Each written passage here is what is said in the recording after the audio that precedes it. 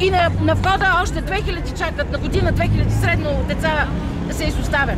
Но никой не го казва. По така наболелия въпрос с деинституализацията, като идея, разбира се, това е хубаво, но реалното му съществуване е точно обратно на това, което каза колежката, защото реалното деинституализиране е вкарване на специалисти в тези учреждения, които следват децата да отидат там и реална работа на тях. Примерно аз, който ще завърша след една година, да ме канат да ходя там да работя, да ми предлагат.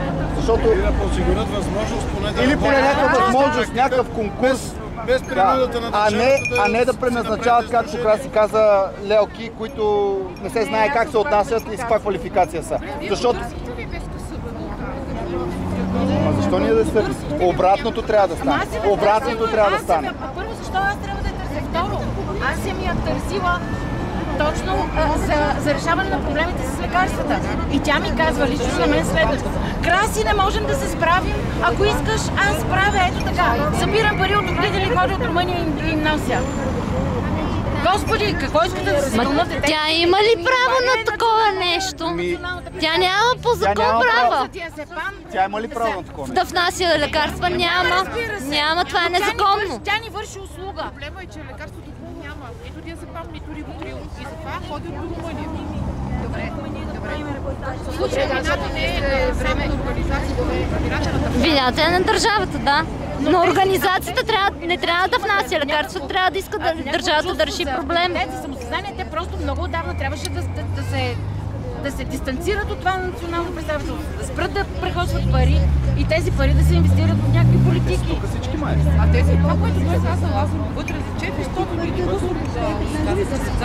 това са глупости! 500 само с увреждания, имало регистър, нищо няма.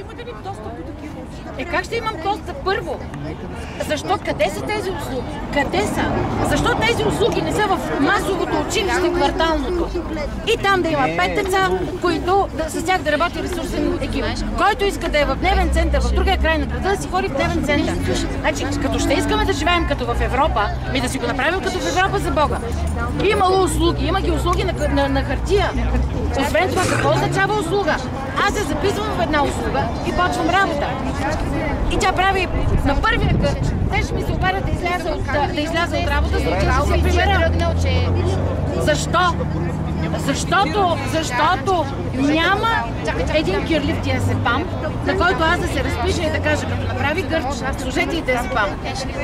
Но то трябва да има и медицинско лице. Отказват дори пазниците да откажат. Станаха малко големи деца, да се притесняват, че ще се детето. Треме ми. Обаче нашите са големи. Така. И искам малко да им ги оставим тук. Не трябваше да ги оставим в МЦСП. Тук или на другия вход, или на А какво ще стане, ако ги оставим тук на входа на Народното? Айде на входа. Агенцията за вашите, да, но нашите са големи. Айде да видят какво ще го правят. Да ги погледат малко там, защото тук никой не се мяра. Ставаме го. Знаете ли, големите ще дадат парите на приемни родители? Не, понеже това не е включено в информацията на протеста, и се опасявам, че няма да... Не знам, да го направим, аз нямам нищо против. Аз по-скоро си мисля... Сега да ви кажа нещо много важно. В групата за протеста всеки да напише, смисъл да не флъдваме прекалено много, но да горе-долу синтезирано какво се случи днеска, за да може да се изпрати до медиите, защото Калфин ще каже, че тези организации са дали отговор с едно от наше име. Нека това, което правим в момента, да остане смисъл на едно, да не се разпръснеме. Его, тук всичко се записва. Да запишеме в групата и всички, които можем да помогнем, ще се свържем директно с медиите, ще ги помолиме, ще ги каним за репортажи вас, така че имате готовност. Вие ли пускате имейла по медиите? Не. Да дойде за репортаж. Всеки, който има да каже нещо, да го казва. Аз съм връзка с медиите, но тя просто имейла. Връзка с някой. Който да кажете какво се случва.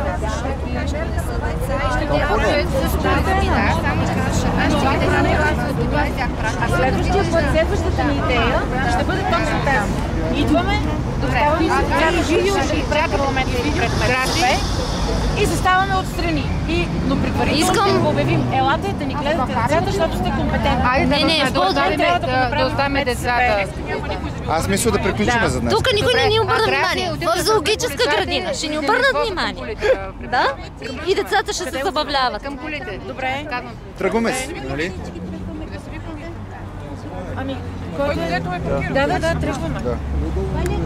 Ами да,